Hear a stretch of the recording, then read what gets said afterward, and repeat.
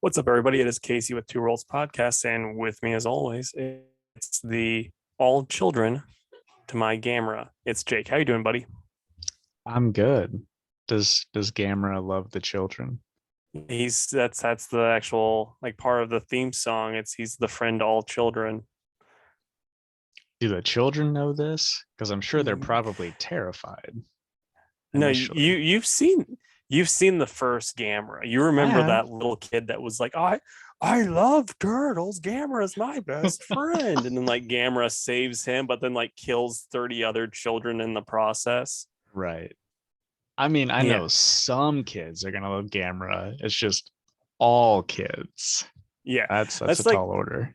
that's the thing. It's like as the movies go later on, like it becomes more and more just like, oh yeah, kid oriented, like kid main characters and stuff.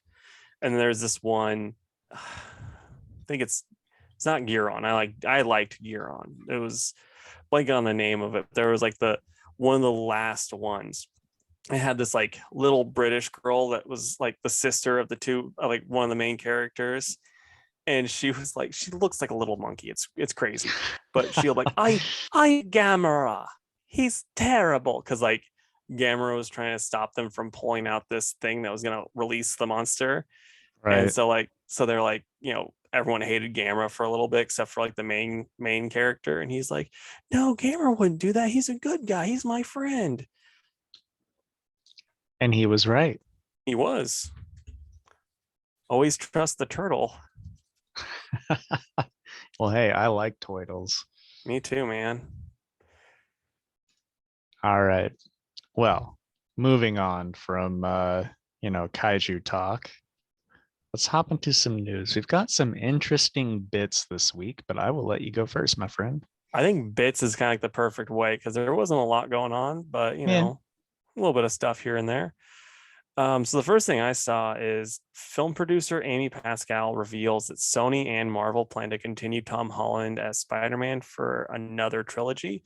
And it's kind of like, I wonder how Tom Holland feels about this, because he kind of recently said he's like, I think it'd be better off if Miles took over. Like, I think he's already tired of the MCU. So he's just like, excuse me? It's like the meme where it's like, just let me die. But Well, yeah, I'm sure he said maybe it's time to let Miles take over until he saw what they were going to pay him. well, I think this is already like still on his original contract, so he might not be getting near as much as he would for the later ones. Right. Well, I don't know. I mean, we talk about, man, I just wish they'd get some young person that can do it for 10 years. And now we've got it. So, I it's mean, I what think we ask for. it'd be closer to 30 years, because like RDJ was Iron Man for about 10. Yeah. I just picture like anytime Tom Holland says anything about not wanting to be Spider-Man anymore, Andrew Garfield and Tobey Maguire in the background, like just ready to jump in. Like I know Toby like got hurt and like has some like back problems, right? Didn't he like break his I back or I did something? not know that. So Yeah, I know he had a pretty serious injury doing Spider-Man. So I don't know if he'd be up for it, especially because he's in his 40s, right? yeah. Um, but I could see Andrew Garfield still being Spider-Man. And it sounds like he would love that, because it sounds like he's a big old nerd. Right. And also he he didn't get a fair shot at it with his movies. They weren't good. In all fairness, neither are Tom Holland's, but yet, he's still getting them. Right. Well, I've only seen the one. I need Yeah. to see the other one because we're just like a couple weeks out from Far From Home, right? Or Yeah. No Way Home? Which one is it? No Way Home. I Okay. think Far I From need to Home was watch the Far From last Home, one. right? Okay. Yeah. Yeah. But hey, speaking of thing, I know we're already veering off. Yeah. Did you check out Hawkeye? Haven't yet. No. Okay. They I, they dropped 2 episodes. I only watched the first one, but I'm all in, dude. It was awesome. I figured it. I figured it would be. I'm glad it is, though. Yeah. It'd be I'm hard for interested them to. what you think if you watch it. I mean, I plan on it, but I planned on watching Loki and Winter Soldier, so it's hard to say if I'm going to. Yeah. Well, those are good too. I would put the well, I don't know. It's hard to say after one episode, right? Yeah, I'll wait till it's over and then give a ranking, but it does have my stamp of approval for episode 1. good. All right. So the Avatar live action TV show has begun production. They started filming, um, and production is officially underway. There was a couple photos posted of the cast, just for Aang, Katara, Sokka, and Zuko. They all look happy, as they would in a photo like that. But I don't know. I'm way more excited for original animated stuff than this. I'll say that. Yep. No, I mean, this is the same thing as Cowboy Bebop. Like, best case scenario, it will be maybe as good. Right. It's not going to be better, you know? So it's No, just, no, it won't so be. it's like, what's the point? But I'm a pessimist when it comes to that type of stuff. Well, sure. All right. So something that I thought was kind of interesting, because this is like right around the same time. So, like, a lot of these different people I follow on Instagram that are like DC connected, like they have like people on the inside talking about stuff. They were like, yeah, you guys need to start tweeting about restoring the Snyderverse. I can't say why, but we need to get this trending. And then shortly after that, the photographer, like the DCEU photographer, posted a brand new, never before seen picture of Ben Affleck's Batmobile onto his socials. I saw it on a separate social, but yeah, I got posted up online. It's got people, and then like Zack Snyder also posted a picture of his Thanksgiving turkey on social media, but then like in the picture, it's got like a stack of books. One is his like book that he writes down different, like, not script things, but like plotting, plot points and stuff, and then like also do that, that type of stuff. And then on top of that was Final Crisis, and he had those clearly in the picture for the Snyder nerds to freak out about. So like people are really thinking something's happening because the Discovery merger is coming closer. So maybe something is happening, but just some interesting tidbits that I wanted to share. Right. That is interesting. As we've already said, after the Snyder cut, I'm like all about more of him doing his thing, which is something I never thought I would say, dude. But it was 4 hours of pure bliss, like nerd Yeah. DC nerd bliss. But I'm thinking Final Crisis, because I've only read it once, but even by the end, I was like, what did I read? It's not one of my favorite Grant Morrison stories. Yeah, I think How do you feel about it? I've honestly never read it. I was reading Grant's Batman at the time, but like that was the dark ages for me when it comes as far as it comes to getting comics. It was what I can get at Walden Books, or I had a subscription to. So I wasn't able to get those in the single issues. I never read the trade. But I mean, I think the big reason why he would have that is mostly because it's a big story for Dark Side, and that's I think that's the big reason why that would be there. I don't think he's really basing anything off of it. So I think that because most of the time when these comic book movies come out and they say they're based on a story, they change it so much that it's not as good. Yeah. But since I'm not the biggest fan of Final Crisis, maybe this is one of those times where I'm like, okay, if they base it on Final Crisis, but then make it better. And I think he could make it better. Well, I mean, just from the stuff that I've heard leak out and stuff, it doesn't sound like it's going to be like Final Crisis. It's going to be like basically you're going to get these different nightmare thing, like like the nightmare universes or whatever. Like you're getting Batman's, you're getting Wonder Woman's going to have one, and like I guess a lot of characters die, a lot of bad stuff happens in number 2, and then I think he was wanting to do like 5 movies or something like that. And so like number 2 was going to happen, and that was the one where it was like the nightmare world, and like where Barry runs back in time and tries to warn Bruce, but then he goes back too far because he's a knucklehead and all of that stuff, And so then like the third one then was when Superman is finally back to normal, because in the second one he's evil Superman and all this stuff, and there'd be movies in between that stuff and all of that, because I think we were supposed to get Ben Affleck's Batman in between Justice League and Justice League 2 and all that. So it's a whole planned out thing that he had, but just didn't happen. So we'll see what the new plan would be. But we were also supposed to be getting like 2 different Green Lanterns, because John was supposed to show up in Zack Snyder's, but then there was also this other dude who was cast as like basically was gonna be more than likely Hal Jordan. He was gonna show up in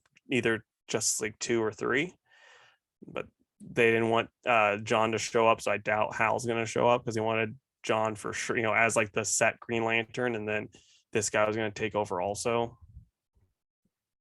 I also want John as the set Green Lantern. He like, maybe it's just my bias because the cartoon, but he is like the perfect Green Lantern for Justice League. I think Hal's got too much personality, and it's like there's too much of him being like, oh, I should be the boss. I'm the cool guy that should be the boss too, though, and I'm tough. And then it's look at my bomber jacket. Yeah, and then like where John's like, this is a good way to do it, and the Batman's like, this is a good way to do it. He's like, well, why don't we just both do this type of thing? Batman's like, that's a good idea. I respect your opinion. And they just do stuff, like it just works a lot better team wise. Right. Well, I guess we'll see in the coming months, right? Yeah, man. All right.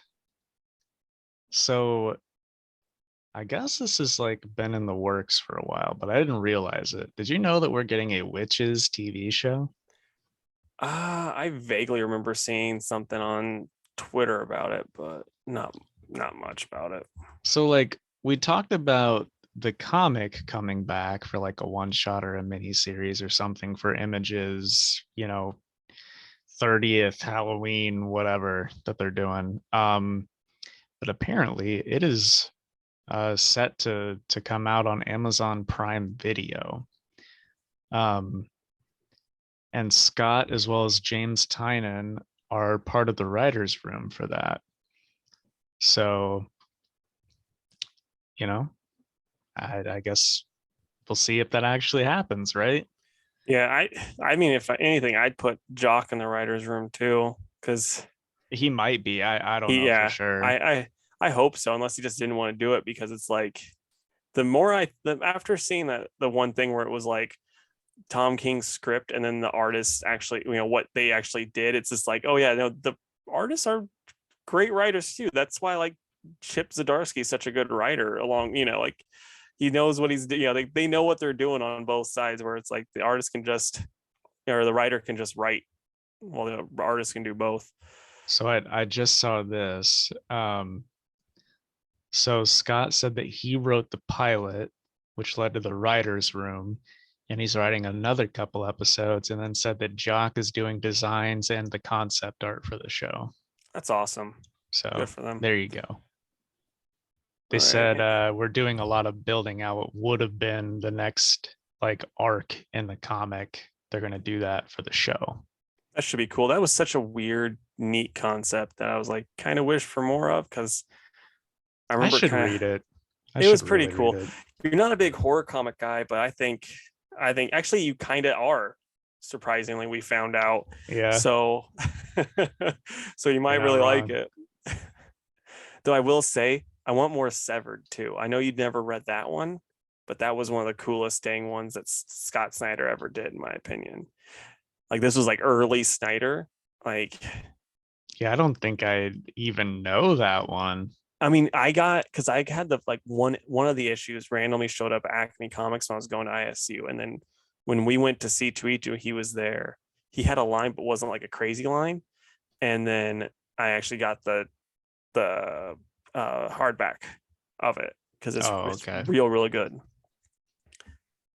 Yeah, that was a weird C2E2 where you could just go talk to Scott Snyder. Now Yeah. there's no way that would happen. Yeah. I mean, like, in all fairness, he does still kind of like try to say a few words to you, but Yeah. but it's hard because his lines like wrapping around all of Artist Alley. Yeah. Okay, so Ivana Sakano, I'm hoping I'm saying that right, but probably not, has reportedly been cast as a new character for the Ahsoka show. I Googled her. Like the only thing that she's been in that I would know her from was the second Pacific Rim movie, but I didn't see that because everyone says it's terrible. Yeah, I have no idea. I think But I think if that I don't I hope that whatever character that is has some weird obscure first appearance in a comic that I'm sitting on like 50 of. well, they said it's a new character, so just make sure you get all of the new comics that are coming out. Oh, okay. Sure, Because sure. she's gonna pop up after that for sure. So you just gotta do that. Well, they'll probably sneak it into an issue that we're not ready for of like Dr. Afra. Dr. Afrit, literally, yeah, the least popular of it. But yeah, who knows? The Dr. Afra annual.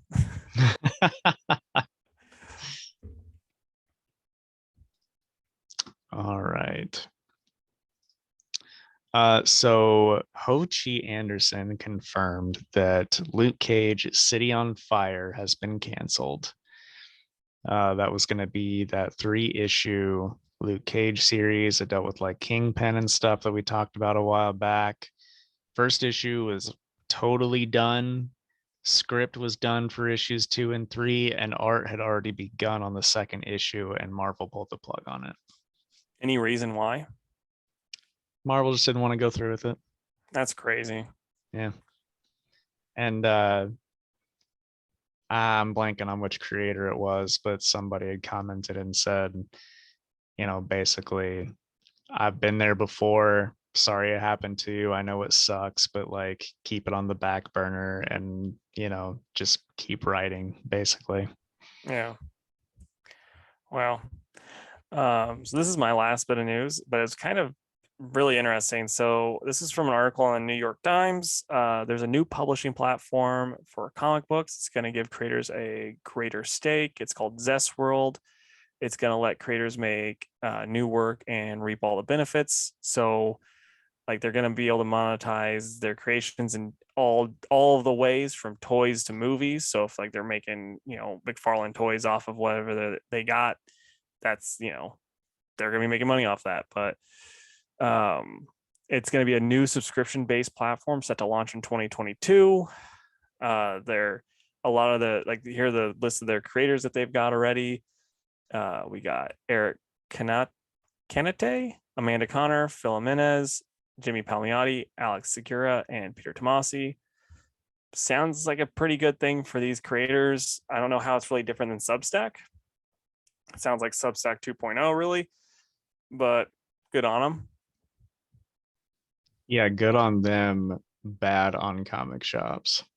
Yeah, I mean, it's the same thing like we talked about with Substack, though, where it's like, yeah, these kind of, older, more established creators are getting this like, good money that they deserve. And then now we might be getting these new artists and, writers that can be taken advantage of by Marvel and DC. So that's like, like it's nice to get fresh blood into things like that. So I think it could be exciting that way. Yeah, it could be. It's just those people also sell, so I just don't want it to take away from comic shop sales. Yeah, no, I hear you, dude. All right, so Ben Templesmith announced a new comic this week called Mo Dear that he's going to do with Ashley Allison. Mo Dear is a Nordic term for mother. So, Templesmith likes to do creepy stuff. So I don't know if we're going to get some like weird supernatural horror-ish Nordic comic from him, because he has done like a a Viking comic before. Maybe he's still going to dabble in that sort of area, but could be neat. I'm sure that it will be crowdfunded. But anyway, if you like Ben Templesmith, which I know Casey does, then look out for that. Yeah, that should be pretty cool. I saw that too, and I was gonna post that, but you kind of beat me to it. But yeah, no, it should be pretty exciting. Did you ever get his other Viking book? Mm-hmm. Was it good? Yeah, it was all right. I forget what it was called. I think like Blood something. Yeah. But it was all right. Okay. All right. So now on to a comics businessy side of things. Oni Press and Lion Forge are moving to lunar distribution soon. So that is one more taken away from the crumbling diamond. um, I love lunar, so hopefully all goes well there. My shop doesn't really order a lot from Oni Press or Lion Forge, but hopefully this just leads to more and more companies leaving Diamond. Yeah. I mean, hopefully not too many, because if it gets to the point where Lunar's like the main one, then they're gonna be like, well, Diamond's gone. Let's get rid of that bubble wrap, boys, and just toss them in there. No, that's not the case because with random Penguin Random House, even if it's the big two with publishing as well as comic companies, Yeah, at least it's not all under the same roof. for sure. And then probably my most interesting bit of news from the week, there was a rumor from San Diego Comic-Con that IDW is losing the rights to Transformers and G.I. Joe in 2022. Dark Horse has already seized the rights to their all ages Star Wars line, which is Star Wars Adventures. So could they be getting these others too? I think if Dark Horse already has the Star Wars stuff, then that's a good chance they could grab those other two. Because I'm thinking like I don't want Marvel to get those because they're not going to utilize them No. right. I don't want IDW to lose them because IDW is known for having 80s properties like that. Yeah. But if they were going to lose it, I like Dark Horse. Maybe even like Dynamite or Boom could get them like they did with Power Rangers. Um, we'll see what happens. It is just a rumor, but it was like circulating pretty heavily from San Diego. Yeah, that kind of sucks though, because it's like, what else would IDW really have? Because I mean, if they get rid of GI Joe and Transformers, then it's like they're probably getting rid of. They tried to do that big crossover like a couple years back, where it was like ROM, GI Joe, Transformers, Micronauts, like Mask. I think it was another one. It was like all of these like old '80s cartoons plus ROM, and it's like, yeah, none of those other ones really caught on. I don't even think ROM really caught on. I got tired of it after a while. So I mean, yeah, Yeah, I don't know. they wouldn't have much, but they still have Sonic, Ninja Oh, that's Turtles, yeah, those are probably two big money bringers for um, them. Dungeons and Dragons, and My Little Pony. Oh, and Usagi Yojimbo. Um, so I mean, they still Maybe have Star Trek. they'll start pumping out Godzilla books. They're like Right. the for some reason like every time a Godzilla book comes out, one or two get sold in St. Louis. That's weird. We just gotta keep marketing towards that. Right.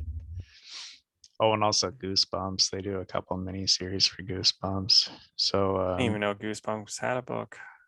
yeah, I mean it's definitely like geared towards kids, but it sold well, at least at Good. comic headquarters. But like I said, they still have plenty of like decent properties to play with. It's just, I mean, Transformers and GI Joe are definitely two of their big ones.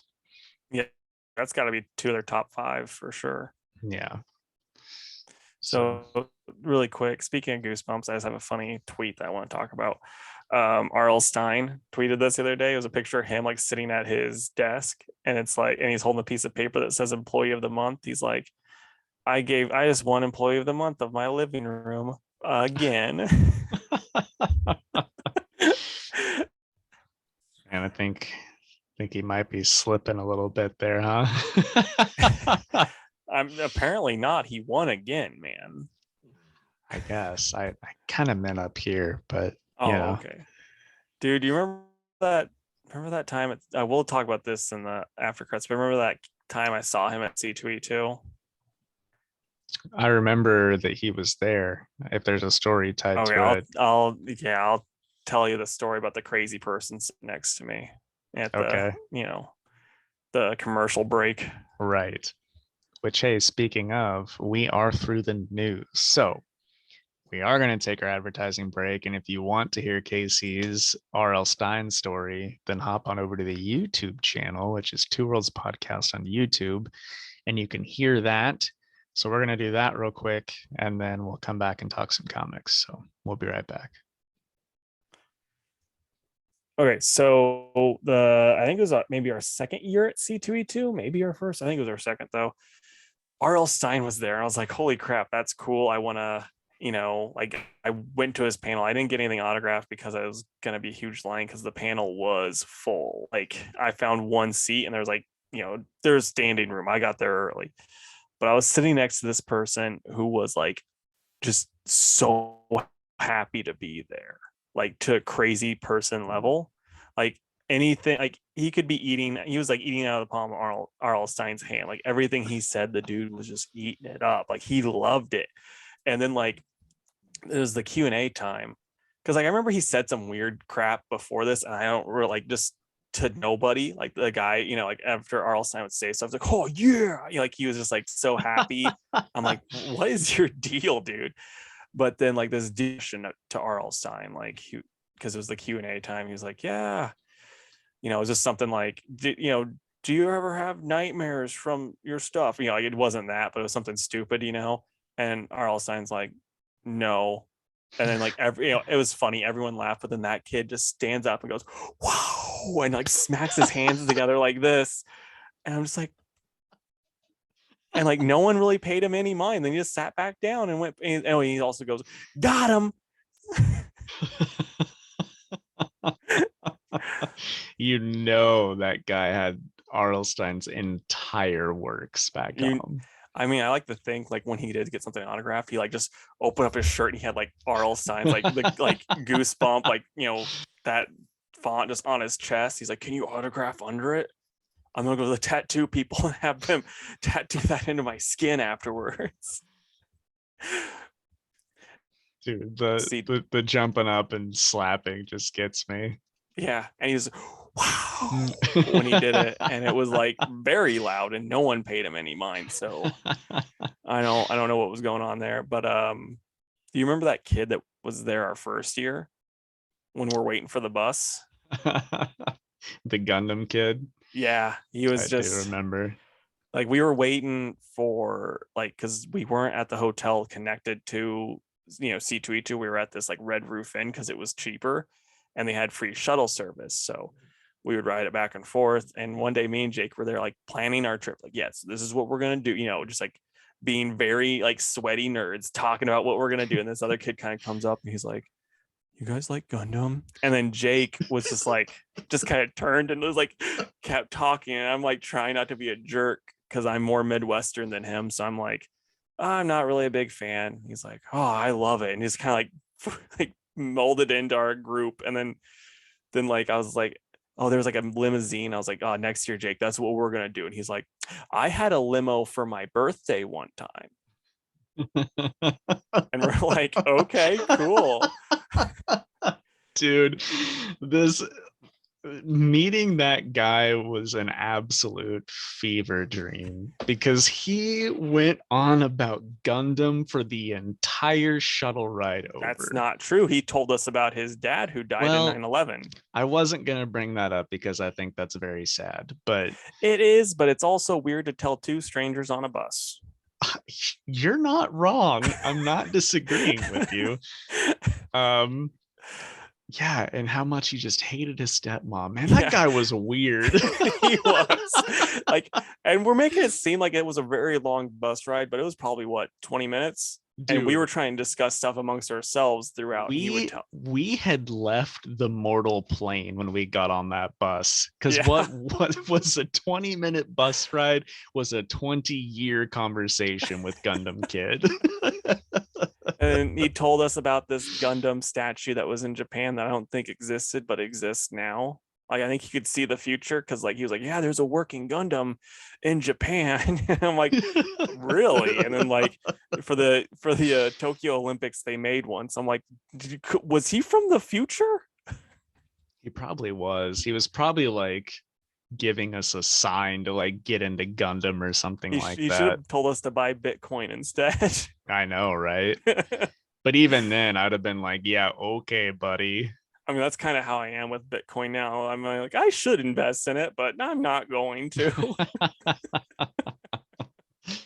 Man, I wonder what that guy's up to.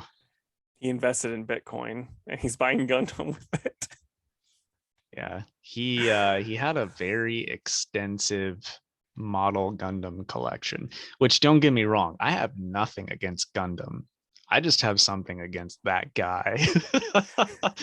I was kind of mean and just like totally ignored it, but dude, I knew what it was gonna be, and it was that, you And know? which is crazy. It's like, it's crazy you have that sixth sense. Like, that's your superpower. Cause this was like pre comic book shop for you. So you weren't around people that were just going to be awkwardly talking your head off about Gundam all day. Like, that wasn't a thing that you normally had to deal with.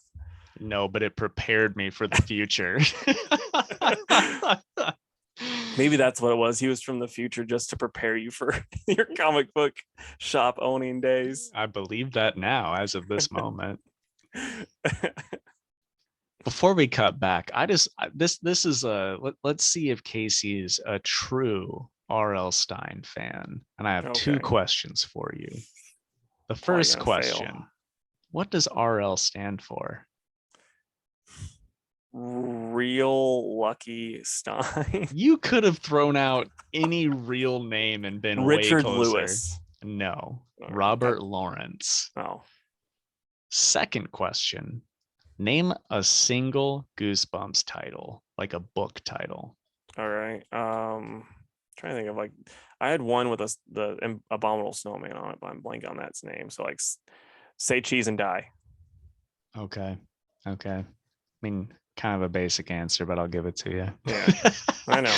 The only one I can think of is Fear Street, but Fear Street, that was a different, that was like, Goosebumps was a type of book, and then Fear Street was another type of book that had, things under it. So, like, be Fear Street, my daughter is a donkey, like that type of thing. okay. Well, you already proved that you're a bigger R.L. Stein fan than me because I didn't know that. I just knew that he wrote okay. Fear Street. Yeah, because it was basically the same thing, but I think it was like for where, like, Goosebumps is like for like 11 to 12-year-olds. This would be like 12 to 13-year-olds type of thing. Right. All right. We can stop talking about our experiences on buses. Yeah. All right, folks, welcome back. Thanks for listening to the ad. Like I said, if you want to hear Casey and I talk about R.L. Stein and a weird guy that was obsessed with Gundam Wing on a bus in Chicago, then go check out our YouTube channel, and that is just Two Worlds Podcast. But now we will get into the comics we read this week. And Casey, I'll let you start and say what you read. Okay, so I got last week's in, so I read them, and whenever I go over them, I'm just going to kind of do a quick little thing since we only have an hour. But I read Primordial #3, Green Lantern #8, Superman Son of Kal-El #5, Dark Ages #3, The Amazing Spider-Man #78, Point Bay, Aquaman, The Becoming, 3 of 6, The Nice House on the Lake, book 6, Blue and Gold, 4 of 8, Shang-Chi #6, and Batman 117. And then I read my current books that actually came in on time. So I don't know what the deal was with the post office last week. That was Batman Reptilian, book 6, Hawkeye, Kate Bishop, #1, Wolverine 18, Amazing Spider-Man 79, Deathstroke Inc. #3, Robin #8, Catwoman 37, The Death of Doctor Strange #3, Task Force Z #2, Hulk #1, DC versus Vampires #2 of 12, Thor 19, and Fate of the Flash 776. What about you, dude? Dude, I think all of them are ones we read together. Except for Reptilian, probably then, right? Or did you read the Well, I just final? meant all the ones that I have are ones that you also read, I think. Oh, cool. So I've got Hawkeye, Kate Bishop, Task Force Z, DC versus Vampires, Catwoman, Death of Doctor Strange, Hulk, Robin, Thor, and Flash. Okay. So I was trying to go through them all. I gotta move Hawkeye because I didn't think you were gonna read that one. Well, then I watched the show and was like, time to give this a shot. And you said Deathstroke Inc., correct? No. Oh, okay. But then Robin, Catwoman, Death of Doctor Strange, Task Force, Hulk, Hawkeye, Vampire, Thor. Okay, cool. Put these all over here. And then I got these bad boys. All right. So really quick, I'm going to go over these books. So Is this part of the hour or not? this? Yeah, we'll do this. It won't take long. So I'll say, yeah, you should read this, or you're okay missing it. All right, then we're going to start the Hour Man 1 Hour Power of Friendship Festival right now. Okay, so Primordial #3. Jake talked about this, said it was really good. He wasn't lying. It is very good. You should be reading it. Green Lantern #8. It's not been very good. This is actually one of the better issues I've read. I remember after finishing it being like, well, I guess I got to keep reading it. So, I mean, if you haven't started it yet, you don't really need to, but if you're like me, I guess we're stuck with it. Superman #5, Son of Kal-El. I mean, this is the big kiss issue, and it's perfectly fine.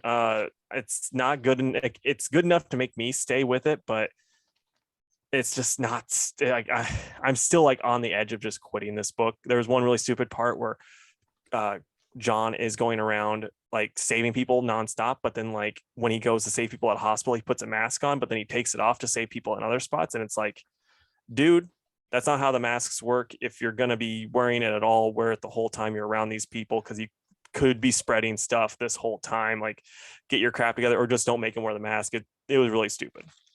Dark Ages #3. I get tired of gratuitously killing people, and like if Quicksilver was like, because Quicksilver gets his mind controlled and he kills people in this one. If he could do that at any time, the times he was a villain, he would have killed a lot more people, but he didn't. So not buying it. This is losing me. Like Dark Ages is slowly losing me. Maybe one more issue and then I'm done. Amazing Spider-Man #78. If you really like the Daughters of the Dragon, read it, because it's more of a book about them and not Spider-Man. Aquaman the Becoming. It's fine. Jake was right. Nothing to write home about. The Nice House on the Left, on the Lake, not on the left. Book 6. This was a good, solid issue. But like you kind of get this new character introduced and backstory and all that stuff. It's good. Blue and Gold 4 of 8. I like this probably a little bit more than Jake. It was a lot of fun. It was a really good time. I enjoyed it, and I didn't think it was as fillery as some filler books, because like at least the story progressed, because you get the bad alien girl, finding out where they're at and how to get to them. So like it at least did something that way, whereas some are just filler for the sake of filler. Shang-Chi #6, and this was really cool because so you get Thor in it and he fights Shang, and I thought it worked really well the way they fought, and I really liked how Thor was written, because he's not just written as, I'm God of Thunder, I'm cool, I'm awesome. He's written as the antagonist of this story, but it's like an antagonist that's a god that's also Thor.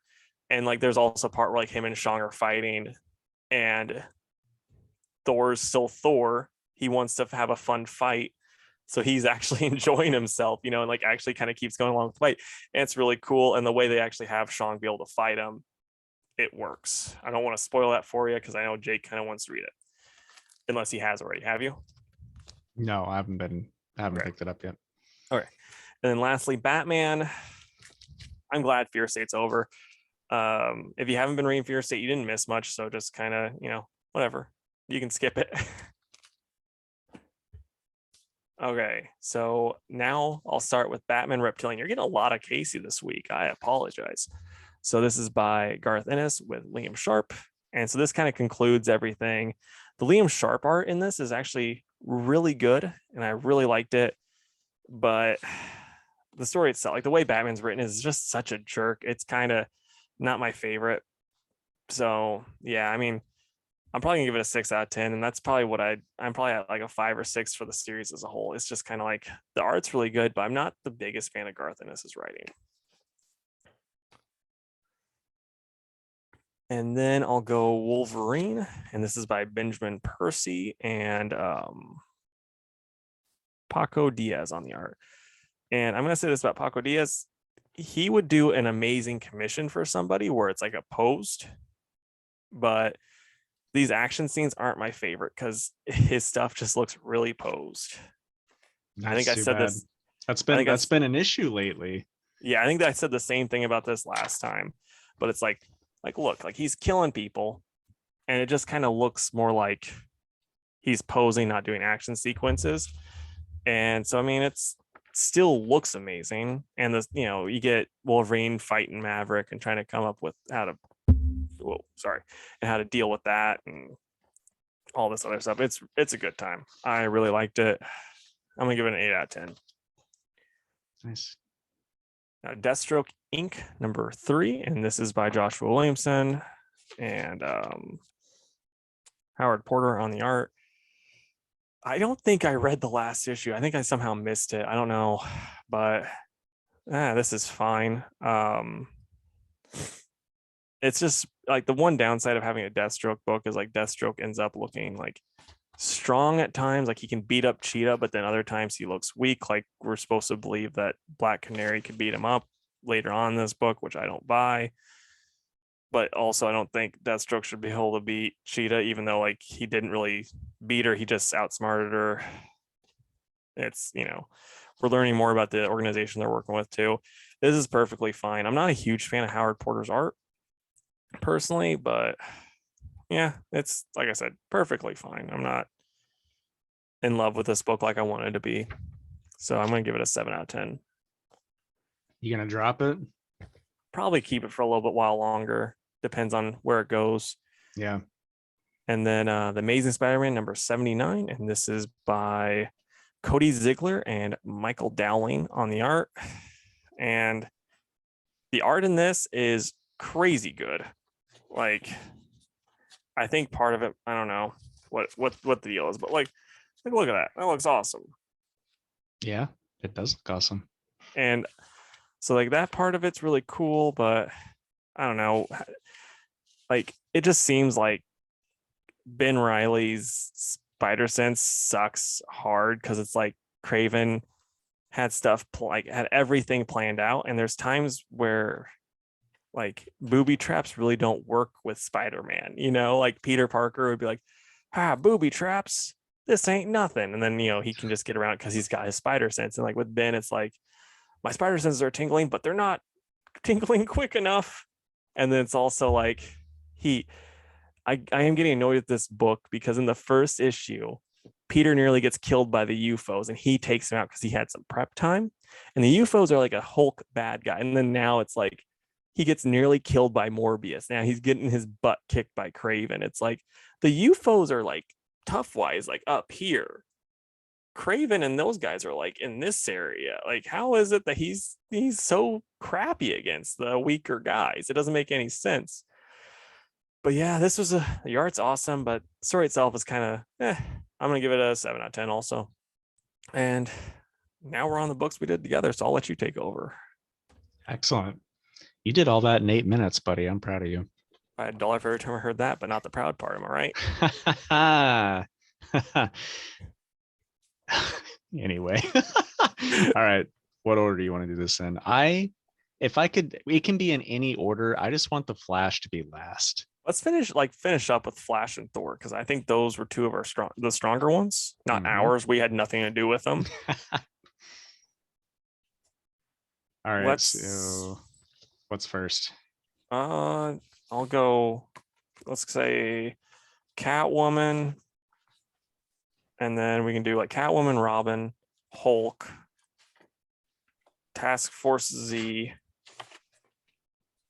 Doctor Strange, Hawkeye, Vampires, Thor, Flash. Works for me. Okay. All right.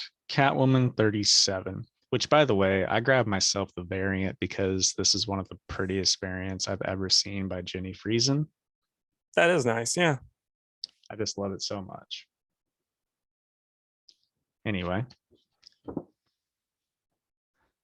Okay, so this is the last part of Fear State for Catwoman. And it was written by Ram V, and art was done by Nina Vacuva, Laura Braga, and Geraldo Borges, with Jordi Belair on the colors.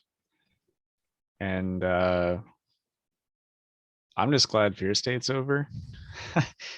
Does Ram V, like, is he done with Fear State, or does he have another arc before he's off the book? It feels like this is the last issue by the way it ended, you know?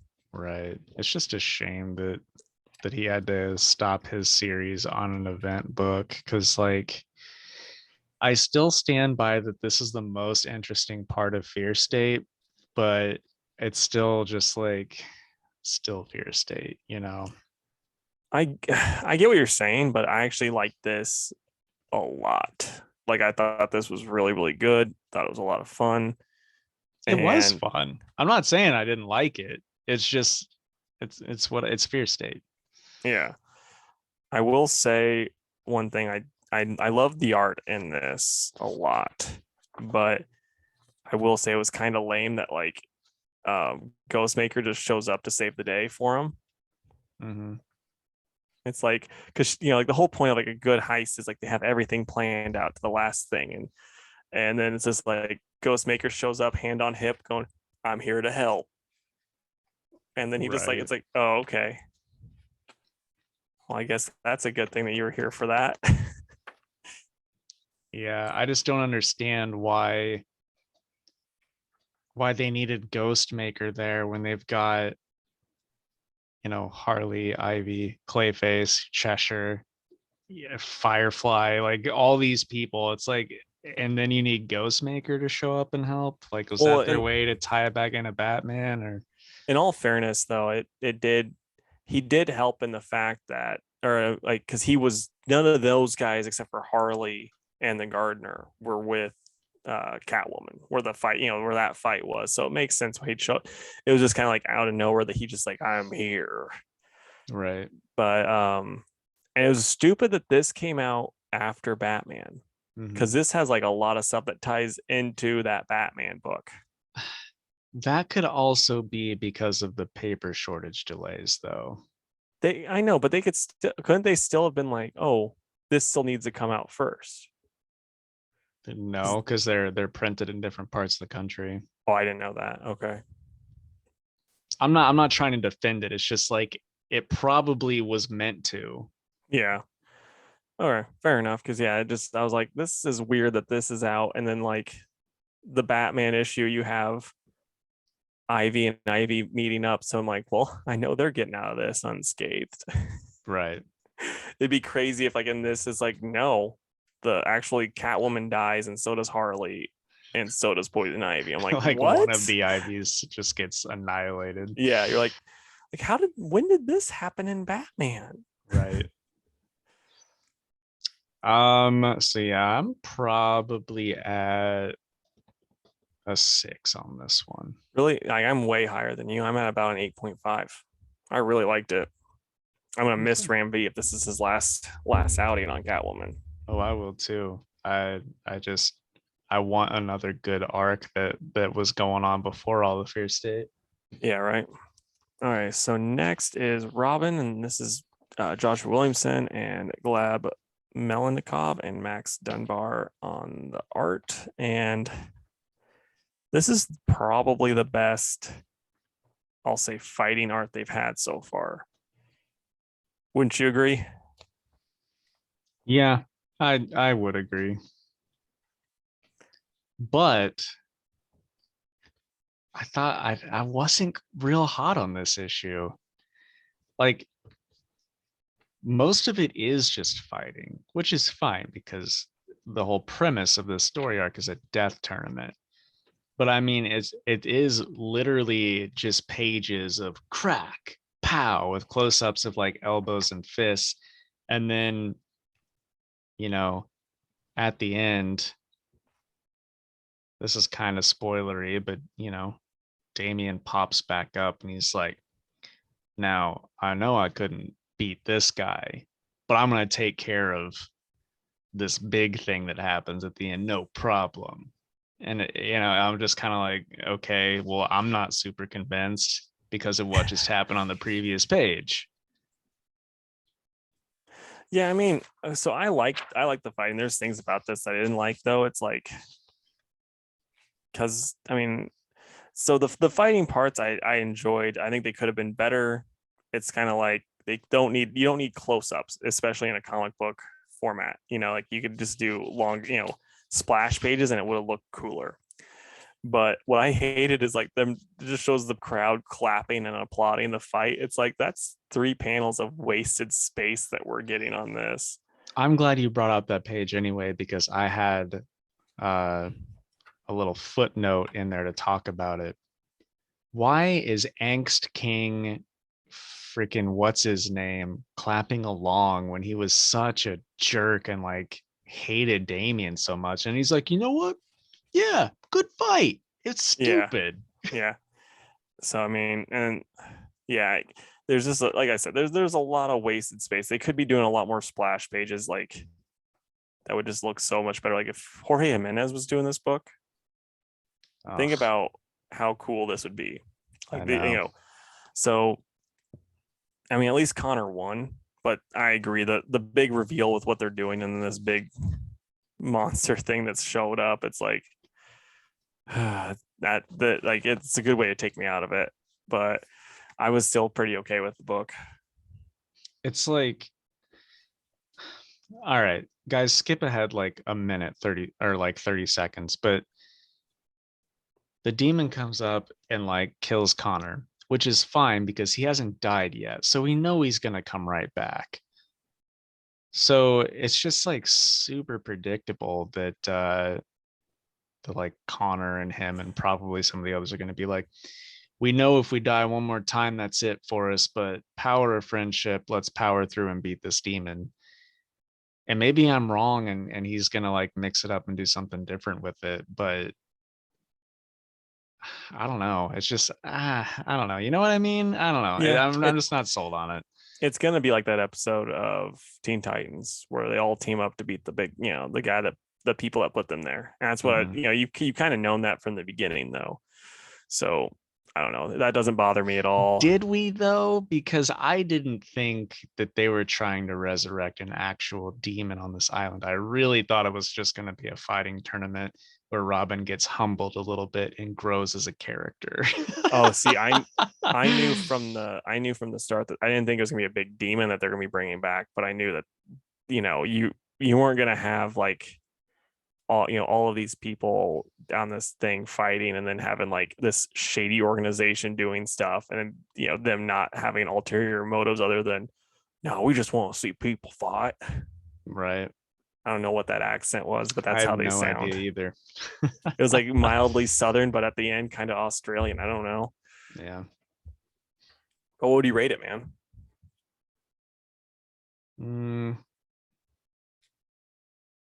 And not to be a negative Nelly, but I'm at like a 5.5. Yeah. I'm a little bit higher than you, but not a lot. Not like the last book, but I'm like a 6.5. Okay. I like how we're just doing 0.5s this episode, like it's Yeah. always been a thing. Yeah. I mean, every once in a while we toss them out, but this is just you know, a bigger 0.5 episode. Yeah. All right. Next, we've got Hulk. #1 by Donny Cates and Ryan Ottley. And I think this is the first Hulk book I've read since World War Hulk. Or no, Planet Hulk. I didn't read World Yeah. War Hulk. So having not read anything Hulk for a long time, I thought it was pretty cool. People might hate the whole Banner's kind of lost in his own mind and is controlling Hulk like a starship thing. But I'm like, you know what? Why not? It works for me. What did you think about it? I was really let down. So I've read a good bit of Hulk, and I was really excited about this one. And so I don't remember the creative team, but there was this creative team back when I was going to school at ISU, took over Hulk, and it was like the basically like they separated Hulk from Banner, like Doctor Doom did, and he like basically and like Banner became crazy without the Hulk. Like he was evil without the Hulk. He was doing all this like Dr. Moreau stuff, like at combining people with like gamma rated animals and like hunting them and killing them, and just a bad person. And Hulk had to actually take him down and like then put them back together. So like Banner wouldn't be an issue anymore. And it was really, really good. And I think it did the whole Was that Banner's Indestructible Hulk? no, that was Mark Waid. Yeah. That would have been before that. Okay. This was an Incredible Hulk. I can find it really quick next time you're talking, but yeah, it was really, really good. And I think it did better with the whole Banner kind of being a jerk idea than this one is. And I also don't like how, even though I didn't really like Immortal Hulk, like Hulk and Banner became friends, kind of like there was more of an understanding at the end of it. And then like Donny Cates is just like, I didn't read it, and he's just doing his own thing. So those are kind of my gripes with it. I was, like I said, pretty let down with it. I think Ryan Otley's art is perfect though. I think it's such a good, like he's such a good Hulk artist that it's awesome. So I'm gonna guess that it was the 2011 fourth series written by Jason Aaron. Might have been. I'll check because I can see that. When I see the art, I'll know for sure. Right. So are you going to continue with it, or were you so turned off that you're like, nah, I don't need to read this? I mean, I'm gonna keep going with it for sure. I just don't know how long I'll keep going with it for. And yes, it was Jason Aaron's run. That run, it's super good. Because yeah, there's like a part where Banner does a thing to Hulk where like Hulk has to stay mad. So like he actually, like fights the Punisher for a little bit and just like has the Punisher keep shooting him and all this other stuff just to keep him like mad so he doesn't, try to like go back to Banner or whatever. And it's really, really good. It's just a awesome book. I believe it. That was a time where I think Jason Aaron was kind of like in his prime. Yeah. Okay, what would you rate it then? I'm at about a 5 for this.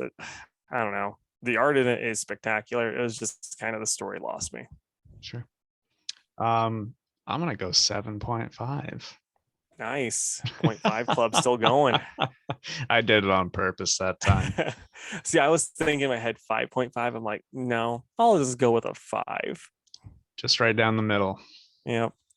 Okay, so Task Force Z, and this is by Matthew Rosenberg with find the art. Eddie Barrows. Eddie Barrows on the art. And this was a much better issue than the first one. I liked it a lot more. What did you think? I am annoyed at how much I enjoy this book. And here's what I mean by that. This should be bad. Yeah. And it certainly could have been, because most people, I think, don't write Jason Todd very well. Um, but Rosenberg does, and the premise is just still good. Jason's written well. We got a little twist there with the Arkham Knight, and I think Mr. Bloom is hilarious. And So he's doing some sneaky stuff too. he's real sneaky, and I can't wait to see what's going on there. Yeah. But it's just like I'm ready at any point for me to say, yep, I knew this was going to be a bad series, but it just isn't yet. This is tons of fun, and I loved it. Yep. No, I 100% agree. And like I said, last issue, I was like, I was in, but I could have jumped out pretty quickly. But this one, it's just like, boy, I'm sitting down and buckling up. Like I'm here for this ride.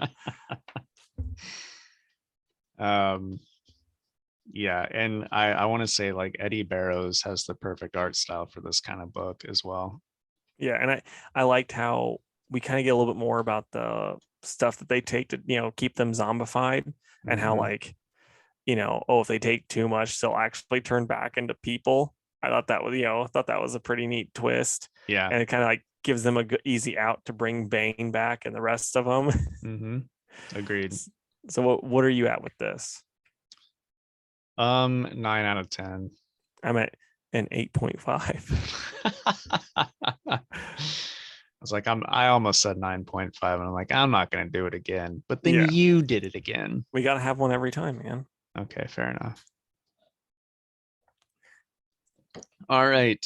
Then next we've got Hawkeye, Kate Bishop, #1. And this is written by Marique Nijkamp, with art by Enid Balam.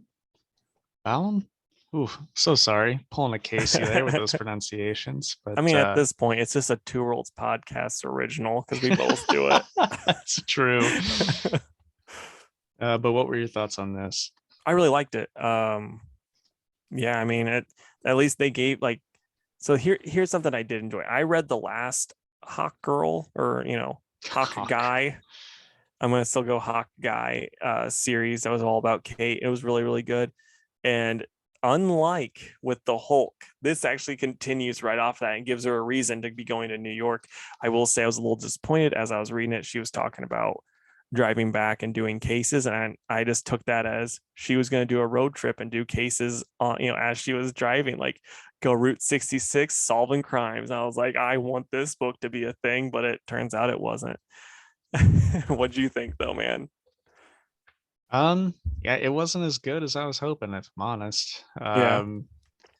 I'll give it one more.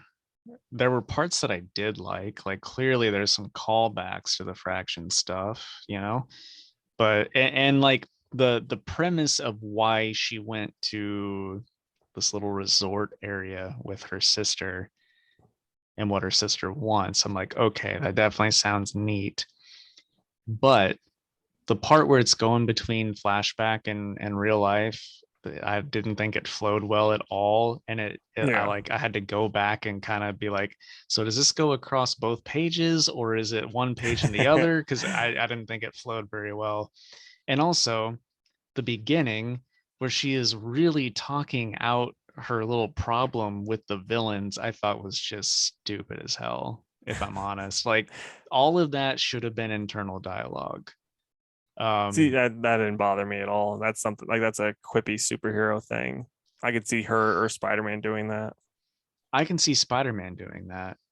Maybe I just don't know enough about Kate for me to be like, oh yeah, and she'd do it too.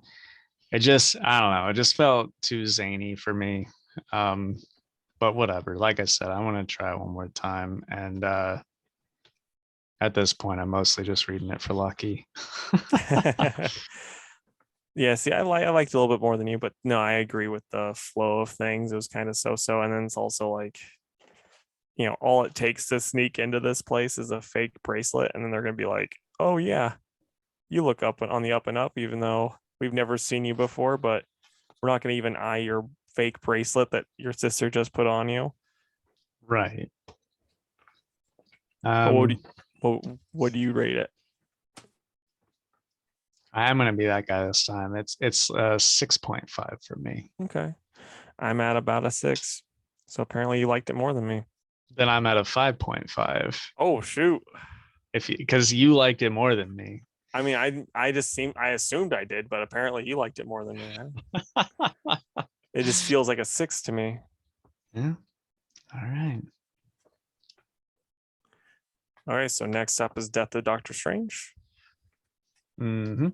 All right, because I had that in my pile and it threw me off because that was up above Hawkeye in my pile. So I was like, wait a minute, this Which doesn't is sound weird right. because you made the I list. know. So it's by Jed McKay and Lee Garbett on the art, and this is a pretty fun book. I mean, I really like the Doctor Strange, just kind of like the past Doctor Strange, kind of, not really not knowing anybody and stuff. And then, all the whole reveal of all the different stuff that's going on. Just enjoyable. What'd you think? Yeah, it was neat. I like the stuff with Clea. I think,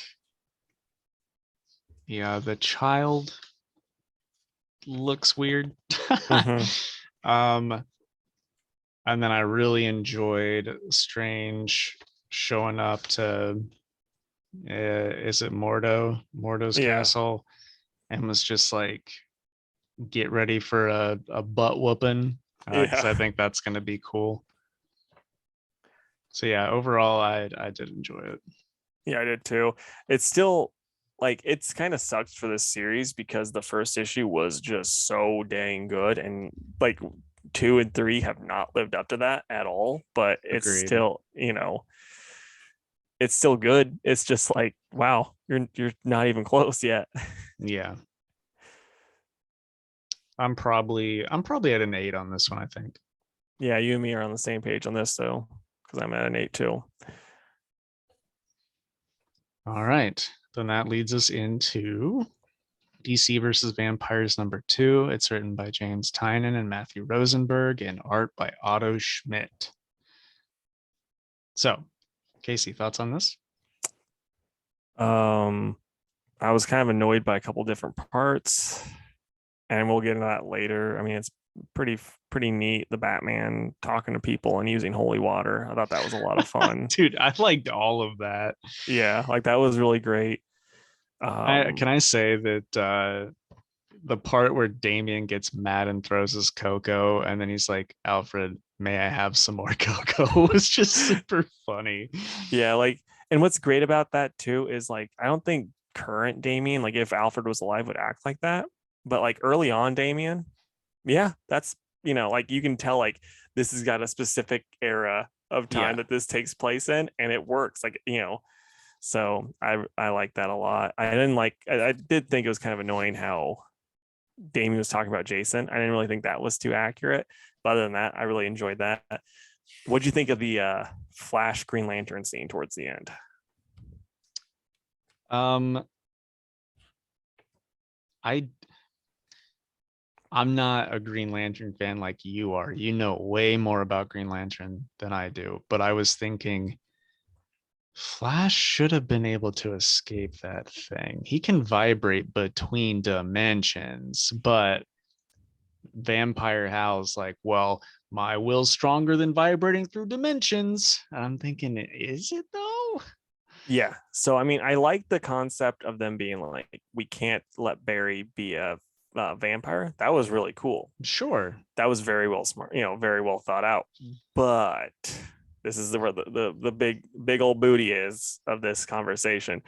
Flash has vibrated through Hal's constructs before on several different occasions, and they didn't even give a reason why Flash wouldn't be able to vibrate through this or even see it coming. Because here's the thing, it's not just that Flash sees things slower than we do because we're way slower than him. So he would have been able to see that. He should have been able to see that coming. So like it just didn't work for me at all. That with the Hal with Flash stuff, and that kind of threw me off. Yeah. I mean, without thinking about it, I don't know what I would have done to take Flash out of this, because if you think about it, Flash being on the side of the good guys could take out vampires very easily. So yes, they needed to take him out of it. I This just wasn't the way to do it. He knows his secret identity, or I mean, heck, when he even made him the chair, he could have just been talking and then just spikes, from the chair, killed him that way. Hmm. Anything like that would have been fine. It's just having him, make a construct and then crushing him just doesn't work. Yep. But man, I gotta say, back to, you know, all of the children left and Bruce is talking to Alfred, and it's like, God, why is Alfred dead? We need Alfred. This is such good conversation. I know that was really funny too. How Bruce had the all like the water heater blessed, so he's like, you would have burnt up in the bathtub. Yeah. It's amazing. It's really amazing. And the art is just so good. I mean, that's incredible by Otto Schmidt.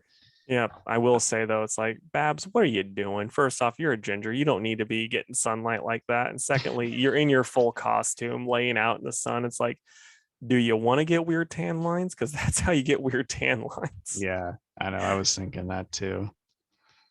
It's like, But how does my dad, Commissioner Gordon, know that I'm Batgirl? And it's just the tan lines on your face. yeah, I know, right? And then I wanted to ask you too, what did you think of the Green Arrow scene with the villains?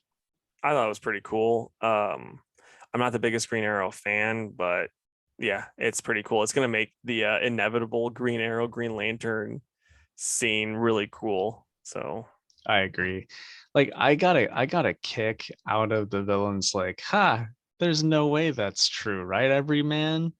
And then Everyman was just like, you'll die for this, Archer. It's like, if they were that like chummy with Everyman, he could have played that off and be like, yeah, no, he's a hero. Like, don't believe him. But yeah. whatever. He wanted to get the story going. But anyway, overall, really enjoyed this. Where you at with it, man? Um, Probably, I think if it weren't for the ending with the Flash, I would have been like 10 out of 10, but because of that, I'm pushing it down to a 9. It was one of my favorites of the week. Yeah. See, it's not that high for me, but it's still pretty good. I'm gonna give it an 8. Because like I said, that Flash part just really, really irked me, because it's like, I mean, it's, you have Google. You can easily tell that Flash can, vibrate through stuff. So, but next is Thor, and we got Nick Klein on the art and Donnie Cates on writing duties. You And said duties. you're terrible. But no, we get, basically the next big event set up. Thor's kind of a jerk to Sif, and he talks to, Daddy Odin. And what did you think as the Thor expert? And I'll give you my opinion. Art is top tier, easily the best art out of anything I read this week. And that's saying something. I'm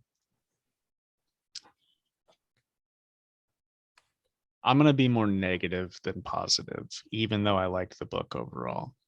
I hate that all the dwarves are dead.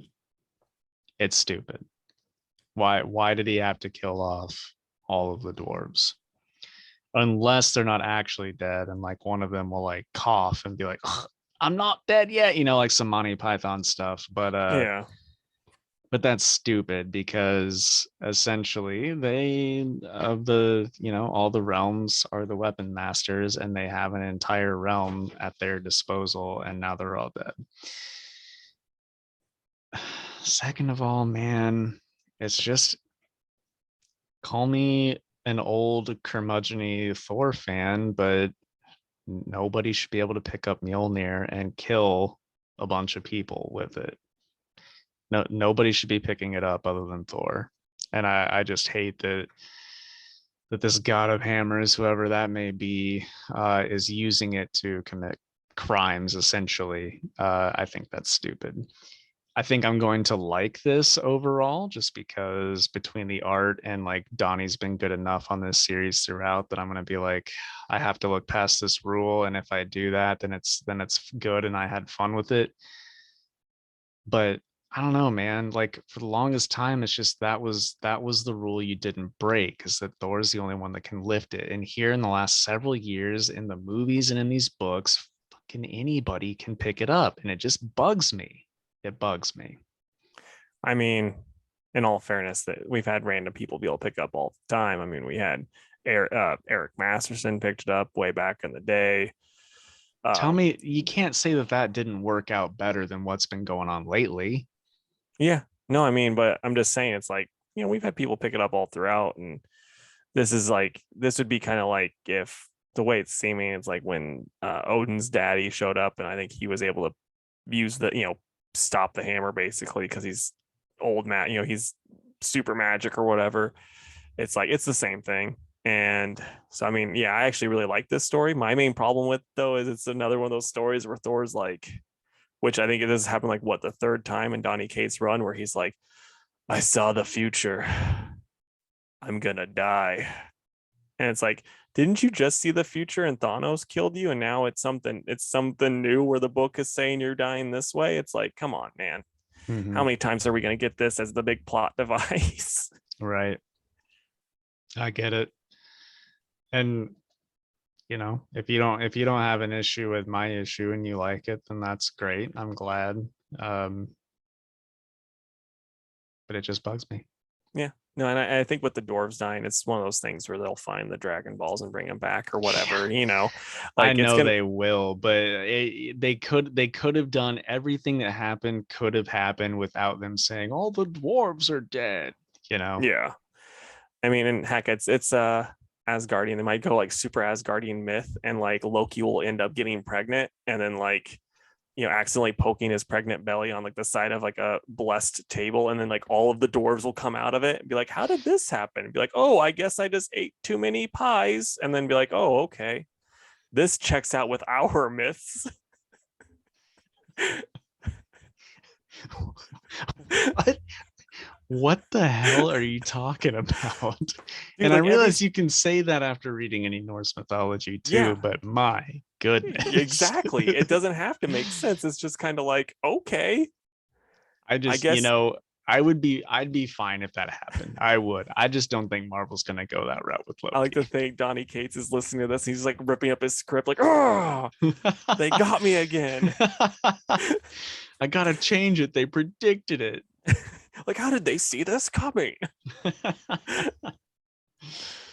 um, but yeah, everything else I like. And killing the ravens, and if they had just killed like the dwarves that were working the forge at that moment, then this could have been building up something really cool, like how I felt during like the God Butcher stuff. But we'll see. We'll see what happens. I am interested to see just who this God of Hammers is. Um, but time will tell. What would you rate it, bud? Probably an 8. Yeah, I'm at a 9.5. If it wasn't for the just another one of those same Donny Cates type of things where it's like, I'm gonna die. I swear this time, this one's real, guys. I got all of Thor's friends are like, oh, we heard this before, buddy. You're gonna Mhm. die again. Ooh. Yeah. No, I get you. And also, I did think it was a little strange that Angela was like, we have to work some things out as a family, but then just kind of dumped Odin on this, like arena type planet. Yeah. She's like, you're not family. I was like, okay, I guess they're not going to touch on that, but it's whatever. The beginning part though, where he was kind of going like a myth route, um, with Mjolnir, I thought was pretty cool. Yeah.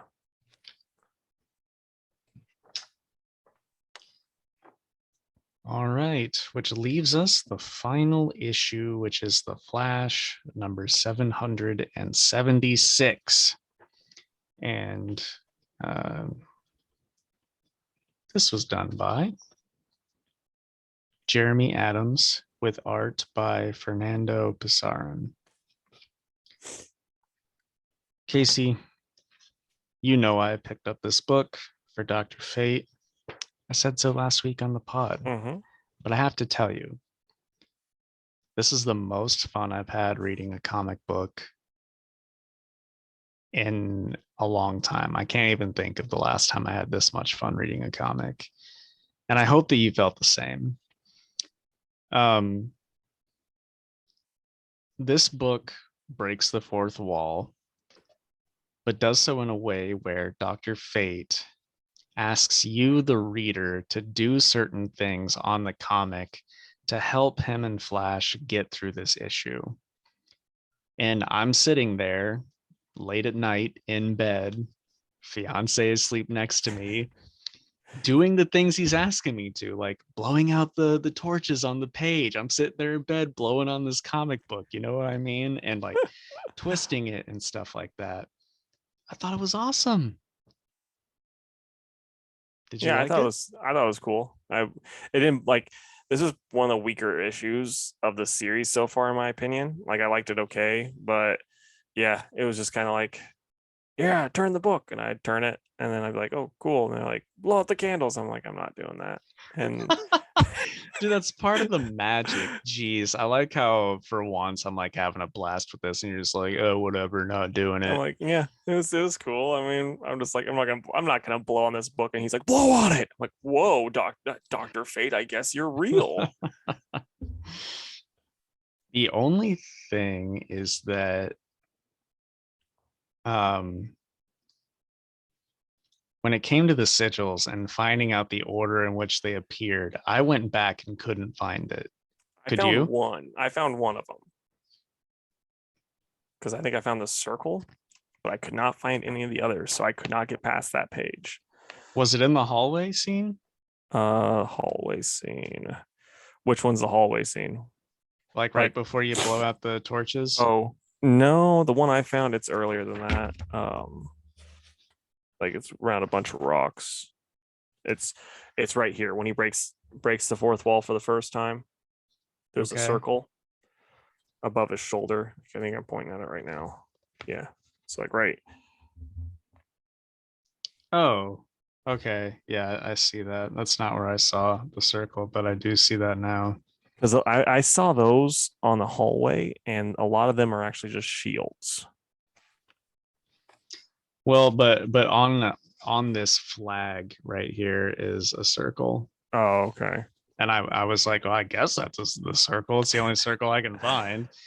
Um, but yeah, the rest, I was like, man, I don't have a clue where they're at. Yeah, and so we're the reason why Dr. Fate and Flash died. I'm sorry, everybody.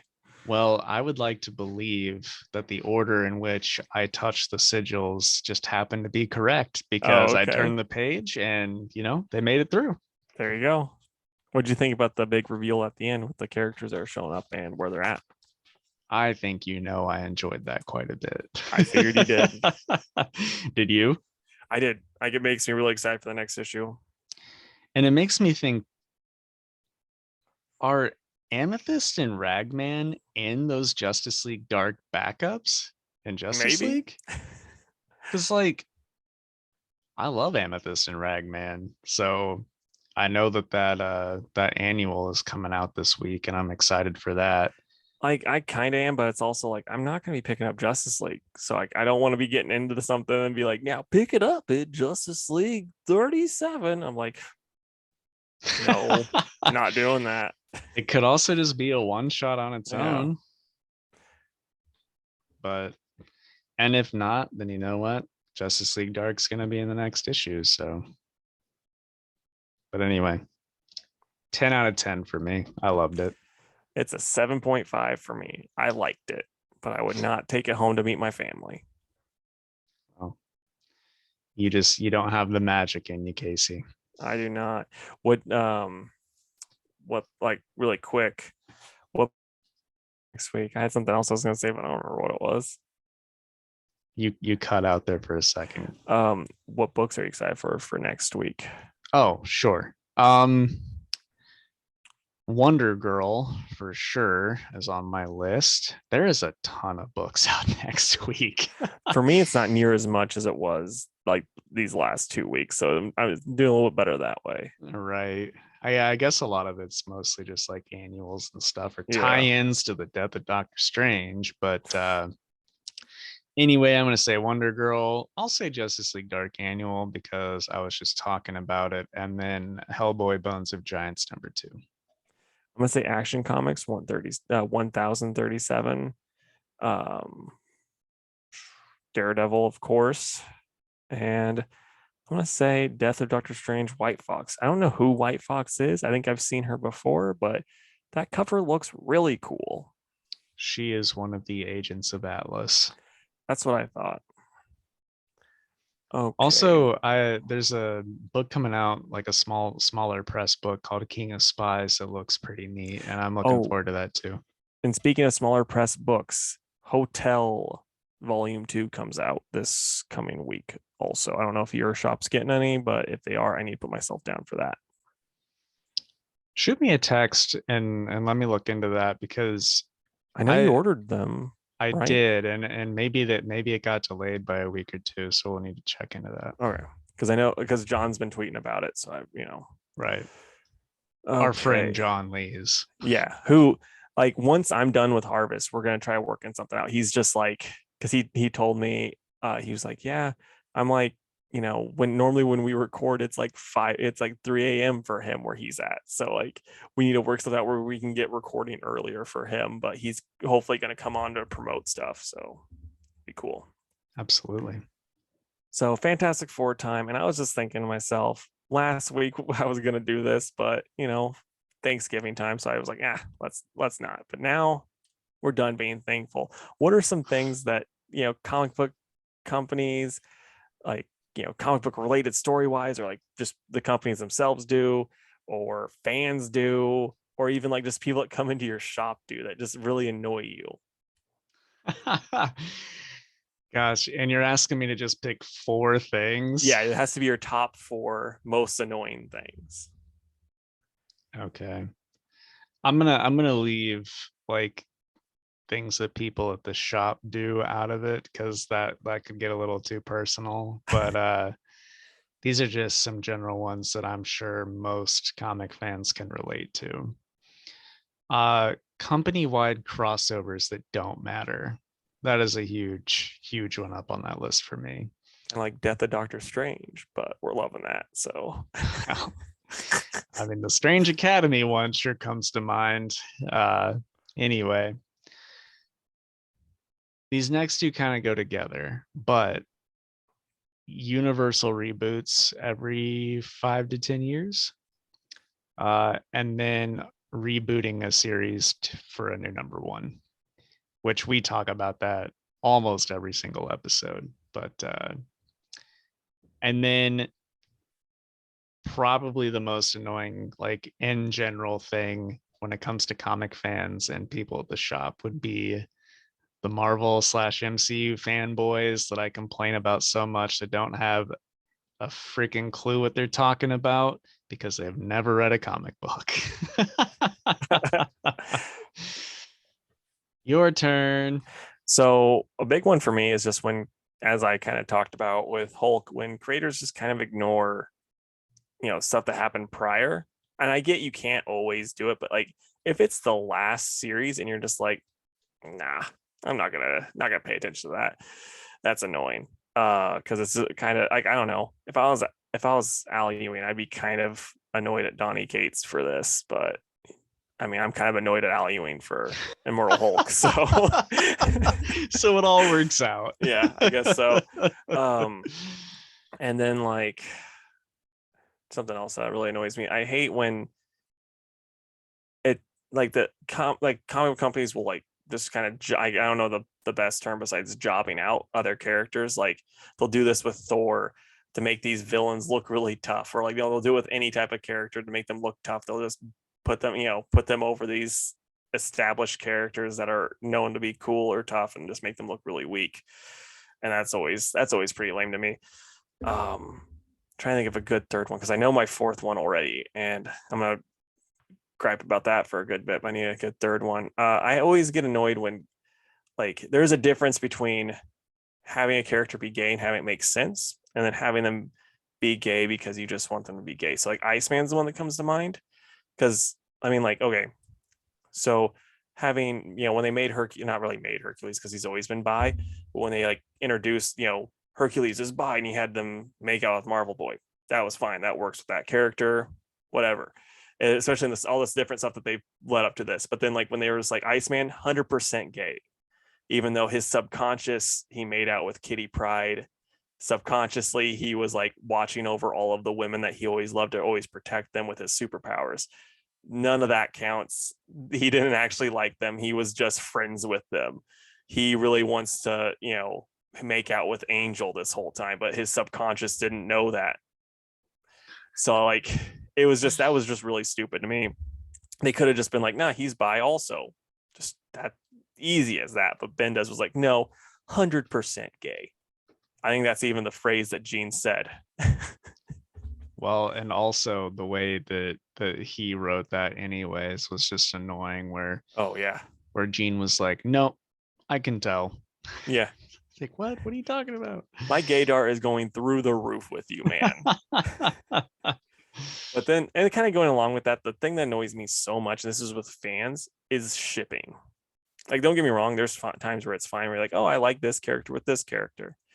That's fine. But then when you're the type of person, like the people that are like, no, Damien and John are best friends, so they should be kissing and dating together. It's like, what? No, you can just be friends, like have two people be friends. Like I saw someone today post about how Carol and Jessica Jones should be dating because they're best friends. Like they're in love. It's like, do you not have any friends? Is that why you're posting online? Like people can just be friends. Also, she and Luke have been very established and have a Yeah. daughter. People Yeah. like them together. Yeah. It's like because then like they're convinced Carol's gay because then they're also like, and Carol and Spider-Woman, they should date. They're dating in my brain. This is how it should be.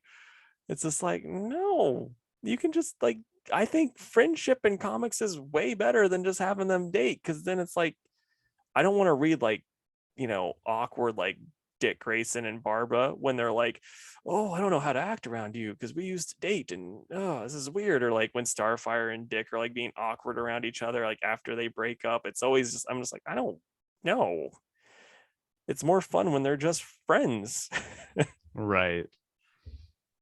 Also, just support the books that are out already that have gay relationships in it. Yeah, but those ones don't match their ships. Come on. All right. Well, I think that's the end of the episode, my friend. Yeah, man.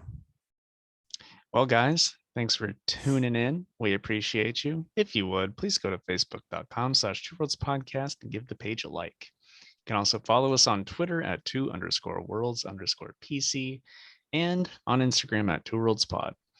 You can email us at 2worldspodcast@gmail.com. And also please subscribe to our YouTube channel, which is just 2 Worlds Podcast on YouTube. And then give us some comments about like what your favorite R.L. Stine book is. Or what annoys you about the comic book industry. I mean, that one too, but I kind of wanted to hear like if you got some deep cuts that are non-Goosebump related R.L. Stine books. Be pretty cool. Let's hear some Goosebump hot takes. Oh, yeah.